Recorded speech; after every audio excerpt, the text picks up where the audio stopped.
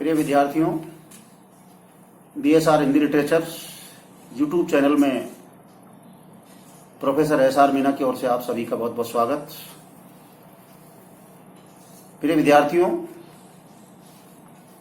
BA first year Hindi literature के first paper में आपके जो पाठ्यक्रम है उसमें भक्ति काल, आदिकाल दोनों युग हैं। दोनों युगों का मैं पिछले करीब 8-10 व्याख्यानों में अध्ययन करा चुका हूं। आज आपके समक्ष आपके पाठ्यक्रम में फर्स्ट पेपर में जो पहला कवि है विद्यापति। विद्यापति के जो चयनित अंश हैं, जो चयनित पद हैं, उनके संदर्भ में बात करूंगा। लेकिन सर्वप्रथम जिस कवि को हम पढ़ने जा रहे हैं, विद्यापति जिसे मैथिल कोकिल कहते हैं, उनके विषय में परिचय जानना भी आवश्यक है। विद्यापति जी के विषय में जो अभी जानकारी है कि इनका जन्म 1350 ईस्वी में हुआ, देहावसान इनका 14 से 2 ईस्वी में हुआ। मैथिल कोकिल के नाम से विख्यात विद्यापति के पिता गणपति ठाकुर स्वयं कवि थे। उन्होंने गंगा भक्ति तरंगिणी नामक ग्रंथ का प्रणयन किया। गंगा भक्ति नाम का एक ग्रंथ लिखा। विद्यापति के पिता तथा पूर्वज मिथिला के राज दरबार में सम्मानित थे, यानी मिथिला नरेश के यहां ये राज्याश्रय में रहकर के पल्लवित हुए। विद्यापति को विरासत में साहित्यिक वातावरण तथा साहित्य और शास्त्र के अध्ययन की सुविधा प्राप्त हुई। विद्यापति मिथिला के राजा शिव सिंह के दरबारी थे। मिथिला के जो राजा थे शिव सिंह जी, उनके दरबार में ये रहा करते थे। राजा शिव सिंह उन्हें अपना हितैषी, मित्र, बंधु, सहचर तथा अपने दरबार का अमूल्य रत्न मानते थे। विद्यापति संस्कृत के प्रकांड विद्वान थे, तथापि अपभ्रंश और मिथिला से प्यार करते थे। यानी अपभ्रंश भाषा से भी इनको प्यार था, तो मिथिला से भी प्यार था। विद्यापति ने कई ग्रंथ संस्कृत में लिखे, जिनमें दुर्ग भक्ति तरंगिणी, वर्णकृत्य, शैव सर्व स्वसार आदि के नाम लिए जा सकते हैं। अपभ्रंश में उन्होंने कीर्तिलता, जिसमें राजा कीर्ति सिंह की प्रशस्ति है। कीर्तिलता भी एक इनका ग्रंथ है। इनके कीर्तिलता, कीर्ति पताका, विद्यापति की पदावली प्रमुख ग्रंथ हैं। जिनमें कीर्तिलता है वो राजा कीर्ति सिंह की प्रशस्ति में लिखा गया एक ग्रंथ है। कीर्ति पताका जिसमें राजा शिव सिंह की प्रशस्ति है। इस तरह से ये 2 ग्रंथ लिखे, कीर्तिलता और कीर्ति पताका। किंतु कवि रूप में जिस रचना ने विद्यापति को अमृत प्रदान किया वह है मैथिली भाषा में रचित पदावली, यानी विद्यापति की पदावली। विद्यापति ने जिन पदों की रचना मैथिल भाषा में की, वे सारे पद पदावली में संग्रहित हैं। इस संग्रह के अधिक संख्य गीत श्रृंगार रस परक हैं, भक्ति भावना परक तथा थोड़े से पद अन्य विषयों पर आधारित हैं। श्रृंगार परक पदों में राधा कृष्ण नायक के रूप में उपस्थित हैं। यानी जो श्रृंगार से युक्त जो इनके पद हैं विद्यापति जी के, उनमें राधा और कृष्ण जी नायक और नायिका के रूप में, नायक के रूप में हमें दिखलाई देते हैं, जिनके बहाने विद्यापति ने मिलन विरह, वैसंधि, नश्वर शिव आदि का मनोहारी चित्रण किया है। भक्तिपरक पदों में शिव, दुर्गा, गंगा, गौरी आदि की स्तुतियां हैं। अन्य पदों में मिथिला के लोक जीवन की विद्रूपताओं को अंकित किया गया है। मिथिला जो प्रदेश है, वहां की जो विद्रूपताएं हैं, उनका भी इन पदों में इन्होंने चित्रण किया है। विद्यापति पदावली का मूल भाव श्रृंगारिक है, यानी श्रृंगार रस से ओतप्रोत है, तथा वे पद उन्होंने राजा शिव सिंह को सुनाकर प्रसन्न करने के लिए रचे थे। राजा शिव सिंह की मृत्यु के बाद विद्यापति के जीवन में निराशा छा गई थी, क्योंकि उनका राजा जब एक्सपायर हो गया तो निश्चित रूप से किसी कवि के जीवन में निराशा आना स्वाभाविक है। उनकी प्रवृत्ति भक्ति में लीन हो गई, यानी ये श्रृंगार से भक्ति की तरफ मुड़ गए। उन्होंने भक्ति के पद रचे। कुछ लोग उन्हें भक्त कवि भी मानते हैं, पर आचार्य रामचंद्र शुक्ल ने विद्यापति के इस काव्य की मूल चेतना श्रृंगार को ही माना है। यानी आचार्य रामचंद्र शुक्ल ने इनकी विद्यापति की जो पदावली प्रमुख ग्रंथ है उसमें मूल चेतना के रूप में श्रृंगार को ही माना है इन्होंने। उनकी पदावली से स्पष्ट है कि विद्यापति सौंदर्य, श्रृंगार और यौवन के कवि हैं। इसलिए कई बार ये प्रश्न भी आता है आपके विश्वविद्यालय की परीक्षाओं में कि विद्यापति सौंदर्य, श्रृंगार और यौवन के कवि हैं, कथन की शोधार्थ समीक्षा कीजिए। इस तरह का प्रश्न आता है। उन्होंने अपने पदों में सौंदर्य की जिस अलौकिकता का सृजन किया है वह जयदेव के गीत गोविंद से प्रभावित है। जयदेव एक अलग कवि भी हैं संस्कृत के, जिनकी एक काव्य ग्रंथ है गीत गोविंद, उससे प्रभावित होकर के इन्होंने अपने काव्य में अलौकिक सौंदर्य का वर्णन किया है। पदों में भाव, माधुर्य, कल्पना, वैभव, संगीतात्मकता, कोमल कांतता के कारण विद्यापति को मैथिली का जयदेव भी कहा जाता है। मैथिल कोकिल तो कहा जाता है, अर्थात मैथिल भाषा के कोकिल कवि हैं एक तरह से, वहां की ये नाइटिंगेल है। और इनको इसी वजह से मैथिली का जयदेव भी कहा जाता है। गीति काव्य की दृष्टि से विद्यापति का काव्य उत्कृष्ट काव्य है। वे कृष्ण भक्त कवि हैं, पर मुक्ता काव्य के क्षेत्र में उनका स्थान बहुत ऊंचा है। दरबारी कवि होते हुए विद्यापति के पदों में जन जीवन का आकर्षक वर्णन देखने को मिलता है। यानी दरबारी कवि इसलिए थे कि राजा शिव सिंह के दरबार में रहा करते थे। मिथिला नरेश जो शिव सिंह जी थे उनके दरबार में रहा करते थे, दरबारी कवि माने गए हैं। लेकिन दरबारी कवि होने के साथ साथ भी इनके काव्य में जनजीवन से संबंधित बातें देखने को मिलती हैं, पद देखने को मिलती हैं। इस प्रकार से हमने आपके समक्ष आपके जो पहले कवि हैं विद्यापति, जिन्हें मैथिल कोकिल कहा जाता है, इनकी प्रमुख 3 ग्रंथ माने गए हैं, कीर्तिलता, कीर्ति पताका और विद्यापति की पदावली। इनके काव्य में मैथिल भाषा, ब्रज भाषा, अपभ्रंश भाषा का पुट देखने को मिलता है। काव्य में श्रृंगार और भक्ति की भावना भी देखने को मिलती है, लेकिन इनके काव्य में ज्यादातर श्रृंगार की प्रधानता होने के कारण इन्हें ज्यादातर इनके काव्य का जो चेतना स्वर है वो श्रृंगारी है। इन पर संस्कृत के जयदेव की गीत गोविंद की टीका का प्रभाव पड़ने के कारण इनको मैथिली का जयदेव भी कहा जाता है। ये ध्यान रखने लायक बातें हैं। आपकी पाठ्यक्रम में जो पहला पद है उसका मैं वाचन करूंगा, उसके बाद उसकी व्याख्या करूंगा। यह आपकी पाठ्यपुस्तक है, देख लीजिए, यह आपकी पाठ्यपुस्तक है। आदि एवं भक्तिकालीन काव्य संग्रह, पंचशील प्रकाशन की है। ये एकमात्र पाठ्यक्रम है आपके पाठ्यक्रम में। इसी में जो पहला कवि है उसी का मैं आपके सामने अध्ययन अध्यापन कराने जा रहा हूं। ये देखिएगा, वंशी माधुरी। सर्वप्रथम जो पहला पद है वंशी माधुरी।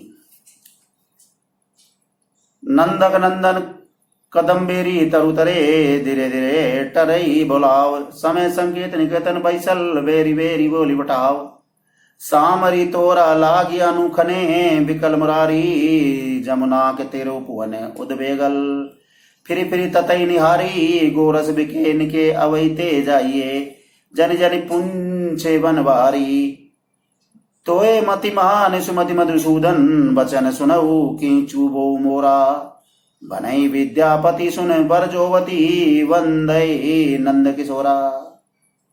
वंशी माधुरी, वंशी से तात्पर्य है यहाँ भगवान श्री कृष्ण के द्वारा बजाई जाने वाली मुरली वंशी, और माधुरी से तात्पर्य है उसकी मधुर मधुर ध्वन। इस पद में या इस पद के माध्यम से साहित्यकार ने ब्रजमंडल के जो स्वामी हैं भगवान श्री कृष्ण, उनकी आराधना की है, उनका वंदन किया है, अभिनंदन किया है, और इसमें अपनी जो भावना है, जो विचार हैं, उनको बहुत ही मधुरता के साथ कोमल कांत शब्दावली में ब्रजभाषा के शब्दों का प्रयोग करते हुए और कुछ लोकल मिथिला के शब्द भी हैं, कुछ अन्य भाषाओं के शब्द भी इसमें देखने को मिलते हैं। तो सर्वप्रथम है नंदक नंदन कदम्ब तेरी तरवरे, धीरे धीरे टरली बोलाओ। अर्थात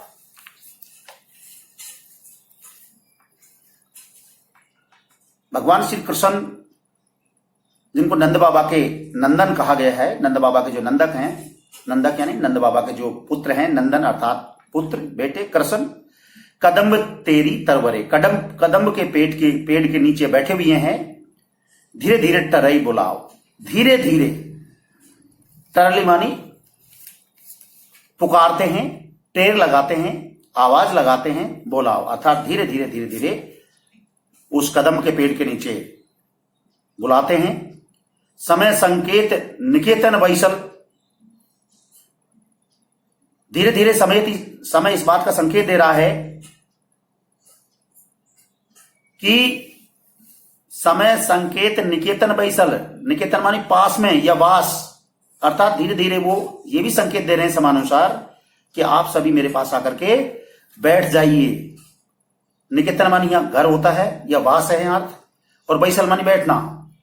बेरी बेरी बोली पठाओ, और उनको बेरी बेरी यानी बार बार बोल बोल करके बैठने के लिए कहता है।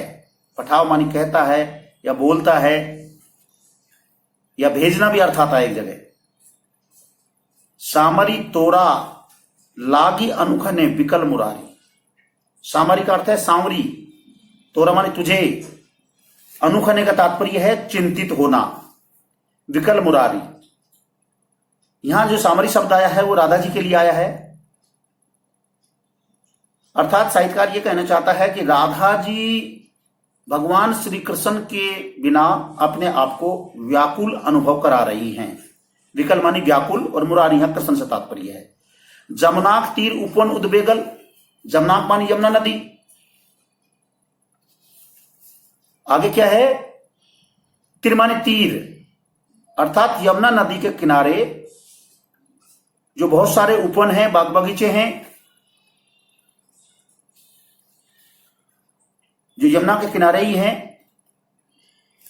उद्वेगिल का तात्पर्य है उद्वेलित होना, अर्थात यमुना नदी भी का जल भी उद्वेलित हो रहा है। फिरी फिरी ततई निहारी, फिर भी, पुनः पुनः, फिर का मतलब है बार बार। फिरी फिरी ततही निहारी, फिर यानी बार बार आप पुनः उधर ही निहार रहे हैं, यमुना नदी के किनारे ही या यमुना नदी की तरफ ही निहार रहे हैं, देख रहे हैं।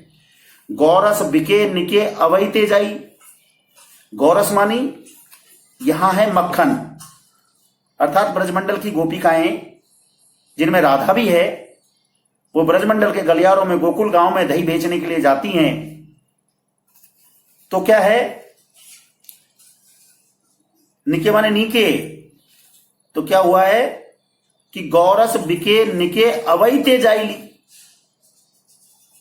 कि साहित्यकार कहना चाहता है कि ब्रजमंडल की गोपिकाएं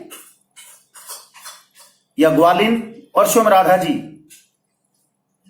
गौरस मानी गाय का रस यानी दूध, अर्थात दूध से बनता फिर मक्खन, अर्थात ब्रजमंडल की गोपिकाएं ब्रज के गांव में, ब्रजमंडल के गांव में जिसमें विशेषकर गोकुल गांव है, उनमें मक्खन बेचने का कार्य कर रही हैं।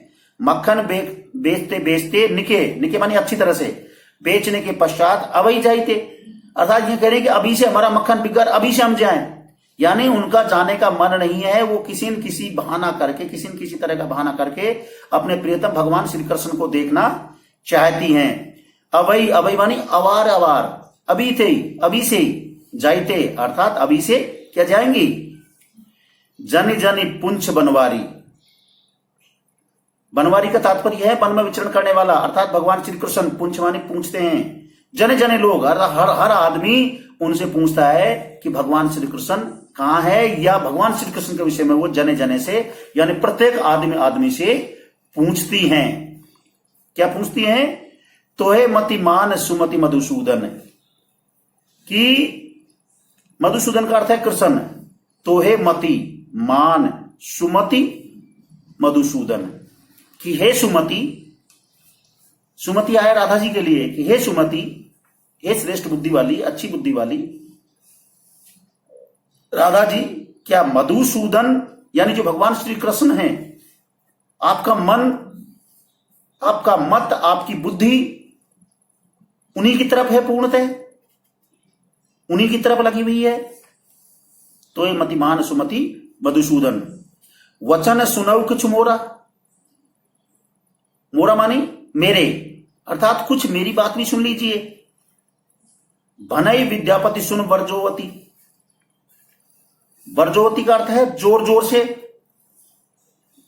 भनई मानी कहते हैं, वचन सुनई कुछ मोरा, भनई विद्यापति सुनऊ वर्जोवती, अर्थात विद्यापति जी कहते हैं कि मेरी भी बात सुनिए। क्या कहते हैं? वर्जोवती करते हैं जोर जोर से, कि जोर जोर से पुकारते हैं कि मेरी भी बात सुनिए। वंदन वंद है नंद किशोरा, अर्थात कि राधा जी के जो प्रियतम हैं भगवान श्री कृष्ण, उनसे मैं जोर जोर से आग्रह करना चाहता हूं, निवेदन करना चाहता हूं कि बंद ही, मंद है नंद किशोरा, अर्थात नंद बाबा के जो किशोर हैं यानी भगवान श्री कृष्ण, उनको मेरी ओर से बहुत बहुत अभिनंदन है, वंदन है, या मैं उनको वंदन करता हूं। अतः मेरी जोर जोर से उस बात को आप सुनिए। इस तरह से इस पद में मैथिल कोकिल विद्यापति जी ने भगवान श्री कृष्ण के विषय में ब्रजमंडल की गोपिकाओं के जो प्रिय हैं वो, और विद्यापति जी के भी वो प्रिय हैं, तो उनके लिए वो वंदन करते हैं। इस पद में इसी तरह का साहित्यकार ने वर्णन करने की कोशिश की है। दूसरा जो पद है, सुन रसिया अब न बजाऊं विपन बसिया, बार बार चरणा वृंद गई सदा रहे मनि दसिया, किछु छल एबे होई जाने व्रथा रोहित कुल हसिया, अनुभव ऐसन बदन भुजंग में हृदय मोर गेल ढसिया, नंद नंदन तुए शरण ने त्याग वे बोलू जग हुई दुरजिया, विद्यापति के सुनऊ बनिता मनी तोरे मुख जीतल ससिया। इस पद में मैथिल कोकिल विद्यापति जी ये कहना चाहते हैं कि ब्रजमंडल की गोपिकाएं भगवान श्री कृष्ण की बंसी की प्यारी प्यारी आवाज को सुनती हैं, तो भगवान श्री कृष्ण की प्यारी प्यारी आवाज को सुनकर के उनके कानों में जब वो अवमूल्य की प्यारी प्यारी आवाज गूंजती है तो उनसे रहा नहीं जाता है, और उनका मन करता है कि हम उधर जहां जिधर से आवाज आ रही है, अर्थात भगवान श्री कृष्ण के द्वारा जहां पर मुरली की बजाई जा रही होगी या बजाई जा रही है, उस स्थान की तरफ हम जाना चाहती हैं। अतः ब्रजमंडल की गोपिकाएं, ग्वालिन और स्वयं राधा जी इस पद के माध्यम से कहना चाहती हैं कि हम बहुत ही शालीनता वाली, मर्यादा वाली औरत हैं, स्त्रियां हैं, अतः मर्यादा बनी रहे, हम मर्यादा को उल्लंघन नहीं करना चाहती।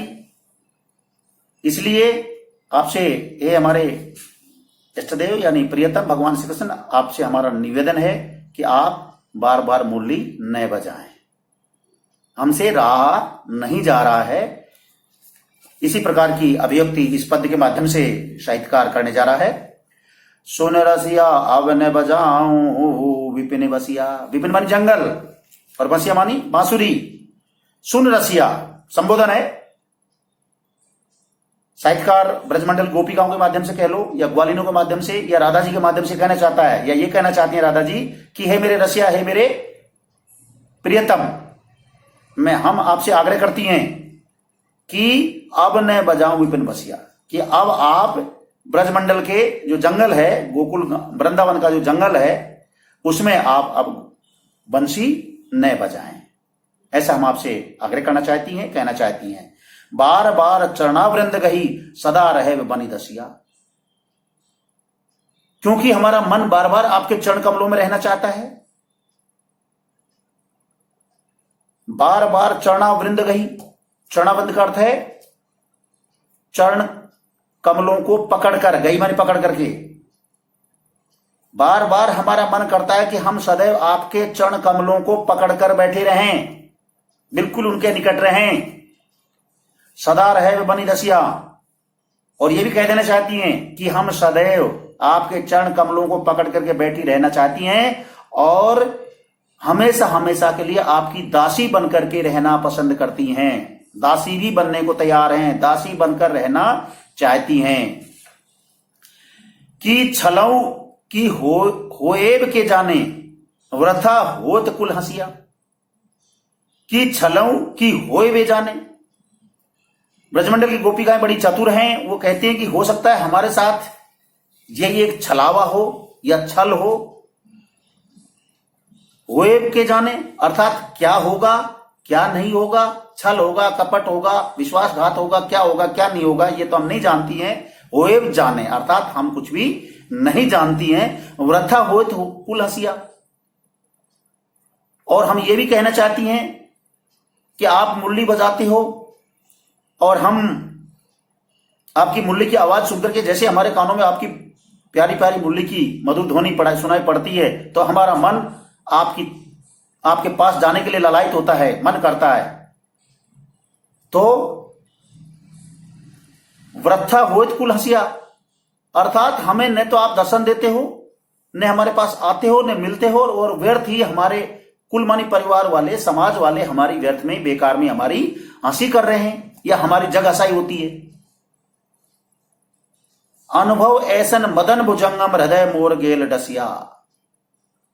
अर्थात राजा जी, विद्यापति जी ब्रजमंडल की गोपिकाओं के माध्यम से या राधा जी के माध्यम से यह विचार व्यक्त करना चाहते हैं या ये कहना चाहती है कि हमारा ऐसा अनुभव है या हमारा ऐसा मानना है, ऐसन मदन भुजंगम, मदन मानी कामदेव, भुजंग मानी सरप, अर्थात कामदेव रूपी सरप हमारे हृदय को, हृदय मोर, मोर माने मेरे, राधा कहती है कि मेरे हृदय को कामदेव रूपी भुजंग यानी सरप गैल डसिया अर्थात डसने की तरफ आ रहा है।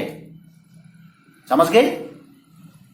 यानी राधा जी ये कहना चाहती हैं कि हे मेरे प्रीतम भगवान श्री कृष्ण, आपकी प्यारी प्यारी मुरली की धुन को सुनकर के हमारा मन इस प्रकार से आप पर आसक्त हो गया है, आपकी तरफ आकृष्ट हो गया है या चला गया है कि हमें ऐसा अनुभव होता है कि हमें मदन यानी कामदेव, मैंने आपको बता दिया है, कामदेव रूपी सर्प ने हमारे हृदय को डस लिया है। यानी काम वासना हमें बुरी तरह से प्रभावित कर रही है, हमें जरा सा भी और कुछ सोचने नहीं देती है, ऐसा हम अनुभव। तू है शरण न त्यागत बलु जग होए दुर्जसिया।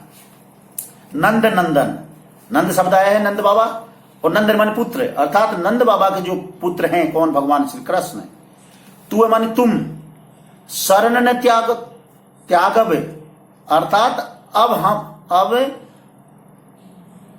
हम आपकी शरण को नहीं त्याग सकते, यानी आपके चरण कमलों में जो हमने ध्यान लगाया है उसको हम अब नहीं छोड़ सकते। इसलिए हम आपसे आग्रह करती हैं, ये विनम्र विनती है, प्रार्थना है कि हमें आप इस प्रकार में, इस हाल बेहाल वाली स्थिति में मत छोड़िए, ऐसा हम आपसे कह देना चाहती हैं।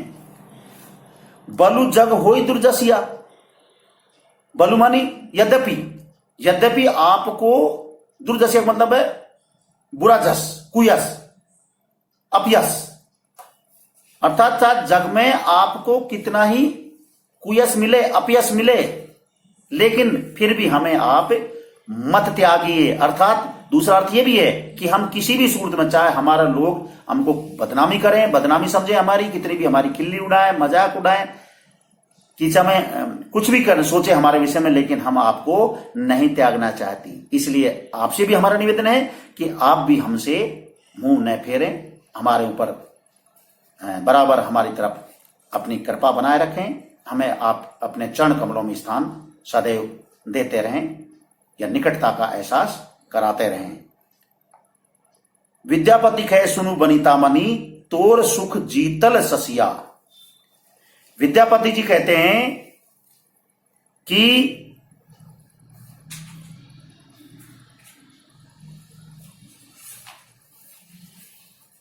कहे, अतः विद्यापति जी कहते हैं कि सुन वनिता मणि, वनिता मानी स्त्री और मणि मानी मणि, अर्थात स्त्रियों में मणि के समान सुशोभित होने वाली हे राधा जी, आप सुनिए कि तोर मुख जीतल ससिया, कि आपका मुख तो चंद्रमा के समान है, जिसने चंद्रमा की सुंदरता को भी जीत लिया है।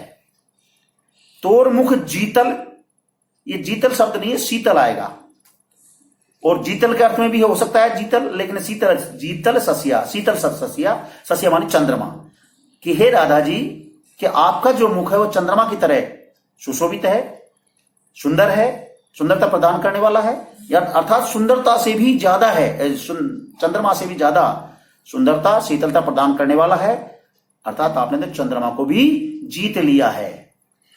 इस तरह से हे राधा जी, आप इन सभी औरतों के बीच में एक मणि के समान हैं, विशिष्ट शोभा से युक्त हैं, और आपका जो सौंदर्य है वह अद्भुत और अलौकिक है। इस तरह से इस पद में भगवान श्री कृष्ण की प्रेयसी राधा जी के विचारों या उनके संदर्भ में यहां अभी व्याख्यान हुआ। नेक्स्ट जो पद है, तीसरा पद है,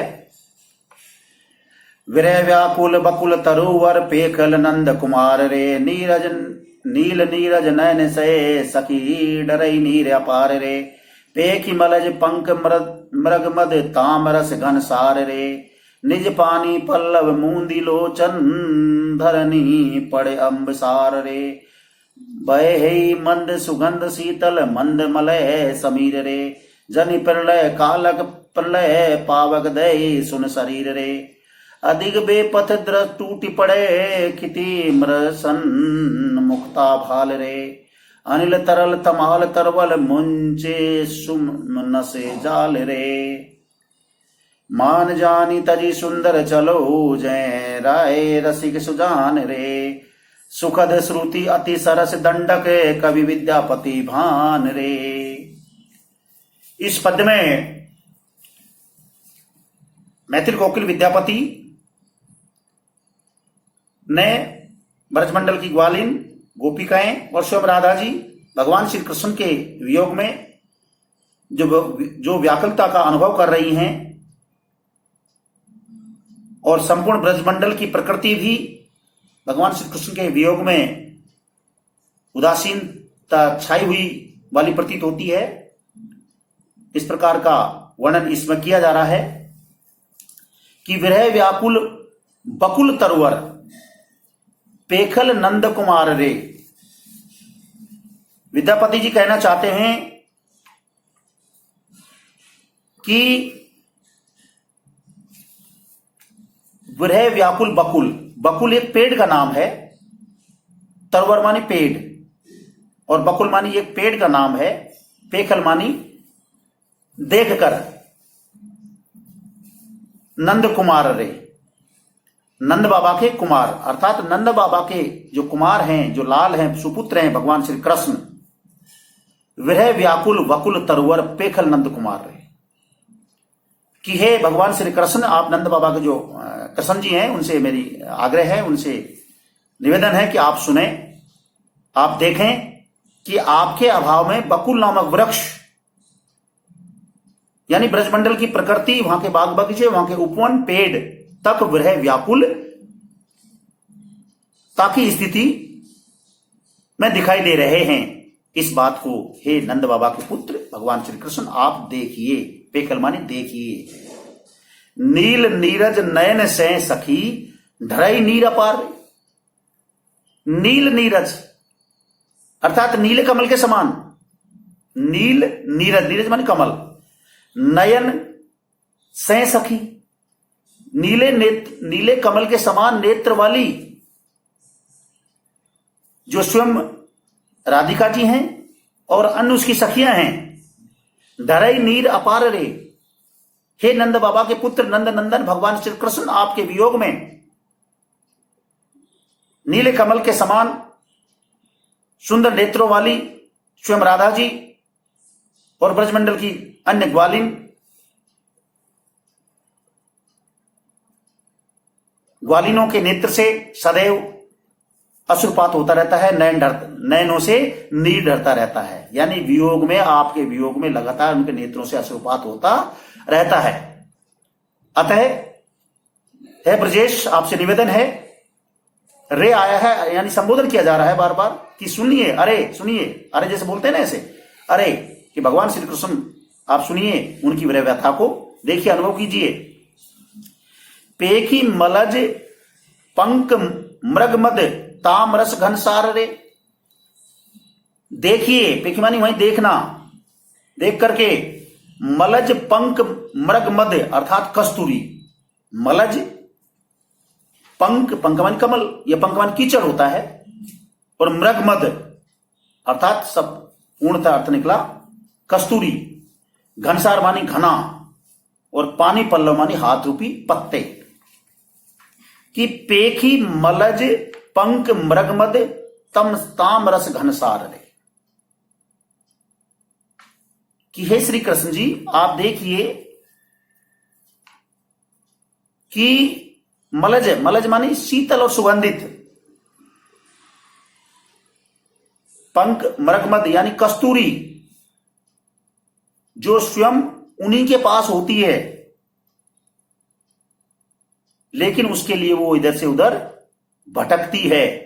तामरस घनसार रे, अर्थात जो तामरस है वो उनके पास मौजूद है,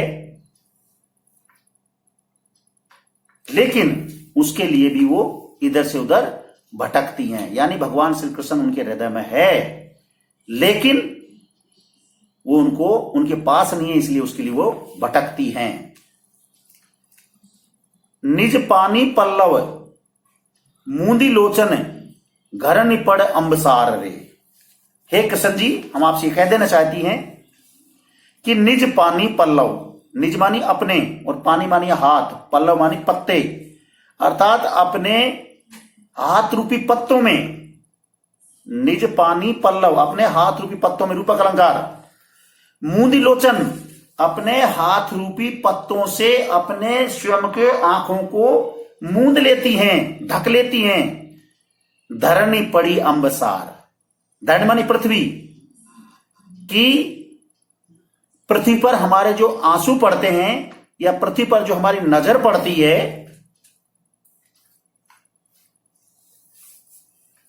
है, या बार बार हम हमारे जो नेत्रों से आंसू निकलते हैं उनको रोकने के लिए, अपनी पीड़ा को छुपाने के लिए हम अपने हाथ रूपी पत्तों से अपनी आंखों को ढक लेती हैं, मूंद लेती हैं।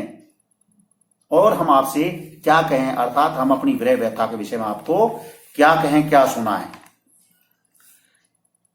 धरनी पड़ असंभार, अर्थात असंभार का मतलब है संभाल नहीं पाती हैं, जो हमारे आंसू पड़ते रहते हैं उनको हम रोकने की कोशिश करती हैं। धरनी माने पृथ्वी। बहे मंद सुगंध शीतल मंद मलय समीर, हमारी जो स्थिति इस प्रकार की विरह वाली जो स्थिति बढ़ती जा रही है उसको बढ़ाने में जो महत्वपूर्ण भूमिका निभा रही है वो क्या है, बहे मंद शीतल सुगंध, कि ब्रजमंडल का जो ये वृंदावन का जंगल है, इसमें विभिन्न प्रकार के जो वनस्पति हैं, पेड़ हैं, बाग बगीचे हैं, उनके मध्य में शीतल और सुगंधित हवा मंद मंद गति के साथ बहती रहती है। मंद मलज समीर रे, मलज मानी सुगंधित हवा प्रवाहित होती रहती है, जिसके कारण हमें या हमारी विरागनी या हमें आपकी याद, आपकी स्मृति और ज्यादा सताती है। अतः हे हमारे प्रियतम ब्रजेश नंद नंदन भगवान श्री कृष्ण, हमारी विरह व्यथा के ऊपर भी आप जरा सा, हमारे विरह के ऊपर भी, हमारी व्याकुलता के ऊपर भी जरा सा आप ध्यान दीजिएगा। जनि प्रलय कालक प्रबल पावक दय सुन शरीर रे, आगे कहना चाहती हैं ब्रजमंडल की गोपिकाएं, राधिका जी, हम इस बात को भी जानती हैं कि प्रलय कालक अर्थात काल रूपी प्रलय, कालक माने काल और प्रलय माने प्रलय, अर्थात प्रलयंकारी काल मौत यानी काल प्रलंबकारी रूप में हमारे सामने खड़ा हुआ है, इस बात को भी हम जानती हैं। प्रबल पावक या पावक है अग्नि, लेकिन अग्नि कौन सी है? विरहाग्नि, अर्थात बहुत तेज तीव्र गति वाली या तीव्रता के साथ विरहाग्नि हमारे अंदर बढ़ती जा रही है, जो हमें दिन प्रतिदिन लगातार जलाती जा रही है। दही दही दहित मानी जला रही है। शून्य शरीर रे, और धीरे धीरे धीरे धीरे हमारे शरीर को शून्य से शून्य जैसा बना रही है, बिल्कुल जीर्ण शीर्ण अवस्था की ओर हमारे शरीर को बढ़ा रही है। ये हमारे प्रियतम भगवान श्री कृष्ण हम आपसे पुनः आग्रह करते हैं, निवेदन करते हैं कि हमारी आपके वियोग में बहुत बुरी हालत, आपके वियोग में हमारी हालत ज्यादा बिगड़ती जा रही है। अधिक बेपत टूट पड़ी खिति, खिति मानी क्षिति, और क्षिति का अर्थ है धरती। हम आपसे क्या कहें कि जब भी हम खड़ी होकर के संभल करके चलने की कोशिश करती हैं, बेपथ अर्थात हम रास्ते से भटकती हैं, रास्ते पर नहीं चल पाती हैं। अधिक बेपथ टूट पड़ी खिति, अर्थात हमारी दृष्टि भी सही ढंग से सही रास्ते पर नहीं पड़ पाती है। मृषण मुक्ता भाल रे, उसकी वजह क्या है? मृषण का अर्थ है कोमल और मुक्ता मानी मोती, अर्थात मोतियों की तरह हम नाजुक शरीर वाली हैं, कोमलांगी हैं।